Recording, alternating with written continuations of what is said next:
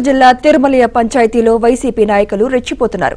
YCP నాయకులు మాజీ volunteer కుటుంబం నుంచి తమకు రక్షణ కల్పించాలని బాధిత కుటుంబాలు కలెక్టర్కు విన్నవించుకున్నారు. ప్రభుత్వ భూమిలో అధికారులు ఏర్పాటు చేసిన దారిని కబ్జా చేసుకుని ఆ దారిలో వెళ్తే చంపేస్తానంటూ ఆర్మీ ఉద్యోగి బెదిరింపులకు దిగుతున్నట్లు వాపోతున్నారు. వాట్సాప్లో గన్ ఫోటోలు పంపి ఈ గన్తోనే చంపేస్తానంటూ బెదిరిస్తున్నాడని కన్నీరు మున్నీరవుతున్నారు. ఈ మేరకు తిరుమలయ్య పంచాయతీకి చెందిన స్వర్ణ మోహన్ కుటుంబం కలెక్టర్కు మొరపెట్టుకున్నారు.